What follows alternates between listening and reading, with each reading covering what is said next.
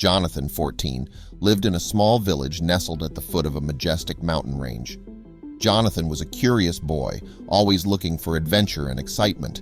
The forest was filled with huge trees and lumberjacks, and foresters were working hard every day to keep this wild ecosystem in top condition. When Jonathan cut down this tree, he made a shocking discovery. But before we start, smash the like button and make sure to subscribe if you haven't, and hit that notification bell so that you won't miss any new stories. Old trees were cut down to make room for new ones to grow, and the gathered wood was used to build new houses in the town where Jonathan lived. It was a delicate ecosystem, and one that Jonathan really wanted to be a part of. That's why every day this boy tried to help the foresters to protect these woods. He learned how to use an axe and grew pretty strong for his size and age. When there was supervision, he sometimes even got to use a small chainsaw. One day, when he came across a sick tree, he decided to cut it down. Old sick trees make room for lively new ones. Those were the rules. The tree was huge. The tree was old and tired, and it looked like it was about to fall over at any moment. This tree must have been well over 1,000 years old. Jonathan took a deep breath and raised his axe, bringing it down with all his might. He felt the blade sink into the trunk of the tree and heard the sound of the wood splitting apart. He kept going, hacking away at the trunk until he had created a large enough notch to make the tree fall in the direction he wanted it to. "It is probably thousands of years old," guessed Jonathan, the boy who made an extraordinary discovery that day. When he finally managed to cut down the tree after hours of work, he discovered a large hole in the stump. He had never seen anything like this before. The space was dark and musty, and he had to use his flashlight to see where he was going. The chamber within the tree was filled with strange symbols etched into the wood. Jonathan could see large splinters sticking out of the wall of the tree, pointing right at him, and also a musky smell that clearly did not come from the old wood of the tree itself. He shone his flashlight over toward and was met with a pair of glowing eyes staring back at him. The eyes had a cold and unforgiving glow to them. Jonathan couldn't make out what kind of creature they were attached to, all questions that filled his mind, questions that needed answering. He couldn't figure it out on his own, so that's when he decided he needed help with this strange mystery. And the young adventurer knew just the person for the job. Jonathan turned towards the only man he knew would help and believe him now. His name was Blake. He was an ex-lumberjack that knew these woods very well. He had stopped working because his back gave out a couple of years ago, but his love for this place and the trees in it had never faded. Blake was also an old family friend and took Jonathan on plenty of adventures when he was just a little boy. In fact, it was Blake who gave Jonathan his first ever axe, and he was also the one who had learned Jonathan how to swing it properly. Jonathan made his way to Blake's cabin, which was nestled in a clearing deep in the forest. He knocked on the door, and after a few moments it creaked open. He looked older than Jonathan remembered, but he still had a twinkle in his eye. "What are you doing here?" he asked, his voice gruff but welcoming. Jonathan explained the situation to Blake, telling him about the strange symbols, the bones, and the glowing eyes he had witnessed inside this old sick tree. Blake listened intently, nodding his head as Jonathan spoke. The story became hard to believe at the end, but it did pique Blake's curiosity. "I've heard of strange things happening in these woods," he said finally, "but I've never heard of anything like this. It sounds like we need to take a closer look." Jonathan's heart leaped with excitement.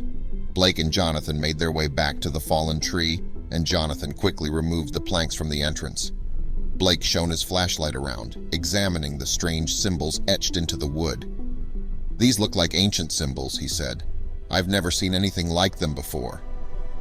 Jonathan felt a sense of excitement and awe. Suddenly they heard a rustling sound. They both froze, their hearts pounding in their chests. Blake himself crept forward into the trunk, his flashlight held high. As he got closer, he saw that the glowing eyes were still there at the end, but unlike Jonathan, he rushed forward. In the end, he came face to face with the creature. Jonathan was waiting outside of the tree when he did. The boy was nervous and afraid. But then his worried thoughts were broke by words from Blake. The sound from inside the tree conveyed the following: "Don't worry, my dear friend. I'm completely fine and will remain so. There is indeed an animal inside this tree, but it is as dead as it could possibly be." When Blake exited the tree, he knew exactly what to do. He picked up his phone and made a call. On the other end of the line, a woman answered. Her name was Christina Kilgrove. She was a biological anthropologist. That means she had a huge understanding of everything to do with biomass and natural science. And that was definitely needed here. She and Blake worked together on a project years back, where they discovered an endangered mice colony in a lumberjack camp where he worked. The next day, Christina arrived at the tree. The woman unpacked her gear and began carefully scraping away the sand around the object. "This is miraculous," she told them as she looked at Jonathan and Blake. Kilgrove ended up working for more than 2 months to completely clear the property of tree debris and sand. But now her diagnosis was finally complete. She appeared on international news outlets to tell her story, telling here once and for all what was found in the tree that day. And believe me, the thing that she found was incredible. Christina Kilgrove says, in a tree in the territory of Georgia's southern forest, an incredible discovery was made 2 months ago. The fully preserved body of a more than 700-year-old dog. He was still in excellent condition. And Kilgrove also happened to know exactly who this dog had once belonged to and how it had ended up in this tree. The dog found 2 months ago is from a time where Columbus did not even reach America. The dog was mummified and carvings were made inside the tree that functioned as its tomb. There were even human bones found that indicates a ritual of safe passage trough the underworld. This dog must have been very important, she told news outlets, probably the favorite pet to a great king. In the end, the dog could not have been removed from the tree without damaging the mummified body. That's why Christine, Jonathan, and Blake decided to preserve the body and tree in its current state. Christina Kilgrove said the wood and oils inside the tree had provided a perfect habitat for the mummified dog. But what's next for this famous dog? Opinions are still divided about the dog's future. Many say he should be buried and receive a final resting place. Some say he should be a prime piece in a large museum for Native American culture. But for now, he has a nice place at the Waycross, Georgia Southern Forest World Museum.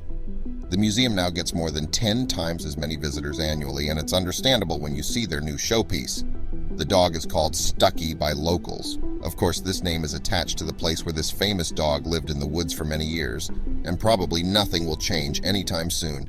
And the boy who found Stucky had remained humble and out of the spotlight. He was just happy that Stucky was found.